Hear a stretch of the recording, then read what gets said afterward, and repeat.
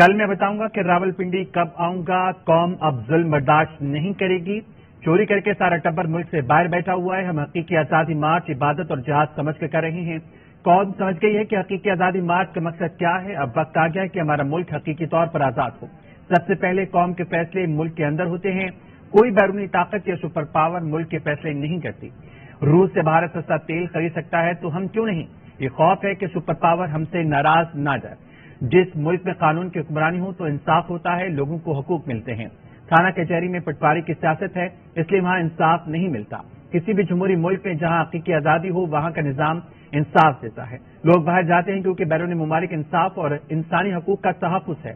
جو لوگ باہر جاتے ہیں ان کو پتہ ہے کہ بیرون ملک محنت کا پھل ملے گا۔ اور اب بات کریں گے پی ٹی آئی کے حقیقی آزادی مارچ کے لیے پولیس تاحال سیکیورٹی پلان کو حتمی شکل نہیں دے سکی۔ مارچ کے قافلے کل راولپنڈی اور اسلام آباد پہنچیں گے۔ ذوالقرنین حیدر ہمارے ساتھ ہیں، ان سے مزید جانیں گے۔ ذوالقرنین بتائے گا اس بارے میں۔ جی بالکل، پاکستان تحریک انصاف کا لانگ مارچ جو ہے وہ راولپنڈی کے قریب پہنچنے والا ہے، اور ابھی تک اسلام آباد میں سیکیورٹی پلان کو اپنی شکل نہیں دی گئی ہے۔ یہ بتایا گیا ہے کہ راولپنڈی اور اسلام آباد میں کل کچھ قافلے جو ہیں وہ بھی پہنچ جائیں گے۔ اسد عمر شاہ قریشی کے اپنے قافلوں کے ہمراہ ہفتے کی شام رواد پہنچیں گے۔ پرویز خٹک کے پی کے قافلے کے ہمراہ کل شام تنور کے قریب پہنچیں گے، جبکہ ابھی تک نہ تو کوئی میٹنگ بلائی گئی ہے، نہ ہی کوئی حتمی سیکیورٹی پلان جو ہے وہ جاری کیا جا سکا ہے۔ جی ٹھیک ہے، تفصیلاً اپڈیٹ کریں تو بہت شکریہ آپ کا۔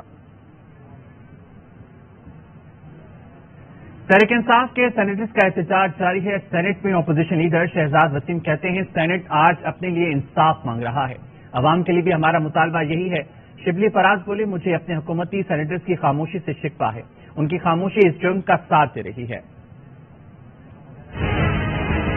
سینیٹ جو ہاؤس آف فیڈریشن ہے وہ اپنے ساتھی کے لیے بھی انصاف مانگ رہا ہے، وہ پاکستان کے عوام کے لیے بھی انصاف مانگ رہا ہے۔ ہمارا مطالبہ وہی ہے جو اس آئین پاکستان میں درج ہے۔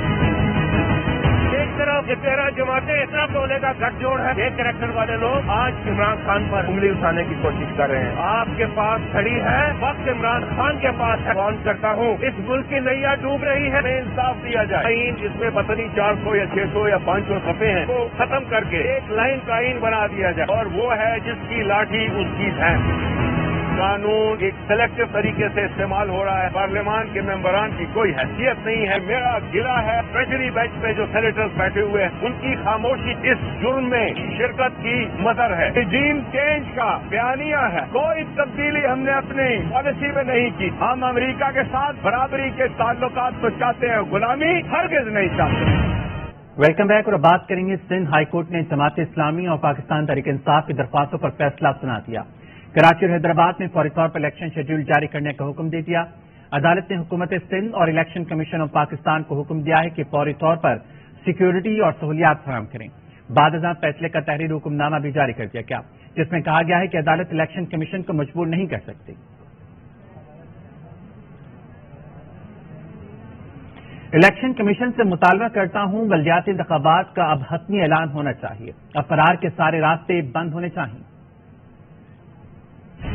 حکومت الیکشن سے بھاگ رہی ہے اور اس میں سہولت کاری ایم پی ان کے ساتھ مل کر رہی ہے۔ میں یہ مطالبہ کرتا ہوں الیکشن کمیشن سے، جب وہ الیکشن کی تاریخ کا اعلان کر رہے ہیں اور ہائی کورٹ کے فیصلے کی روشنی میں اعلان کر رہے ہیں، تو اب حتمی اعلان ہونا چاہیے اور فرار کے سارے راستے بند کرنے چاہیے۔ ناجائز ایڈمنسٹریٹر کا جو تقرر ہوا ہے وہ ختم کیا جائے، اور اس وہاب صاحب ایک سڑک بناتے جاتے ہیں، پچھلی سڑک ٹوٹتی جاتی ہے، اور اتنا خراب مٹیریل یہ استعمال کر رہے ہیں اور اتنی لوٹ مار یہ ٹھیکیداروں کے ساتھ مل کر رہے ہیں، اس لیے اس سلسلے کو روکا جائے۔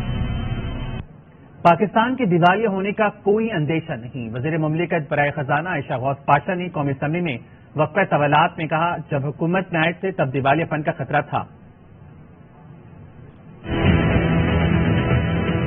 ایکسٹرنل فائنینسنگ آ رہی ہے، کوئی ہمیں اندیشہ نہیں ہے ڈیفالٹ کا۔ اس وقت جب حکومت میں آئے اس وقت ضرور ہم پریشانی میں تھے، کیونکہ آئی ایم ایف پروگرام بھی سسپینڈڈ تھا، بڑے ڈیفیکلٹ اقدامات اٹھائے ہیں، آئی ایم ایف پروگرام کو دوبارہ ریوائز کیا گیا ہے۔